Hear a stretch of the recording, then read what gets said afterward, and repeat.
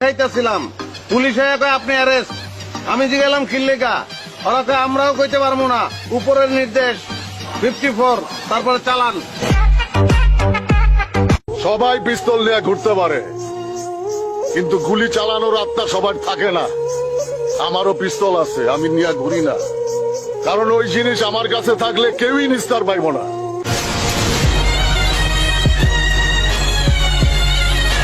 না না না না না না না না, বিশ্বাস কারে তরে হাবারো পাগলা কুত্তায় কামড়াইছে আমারে।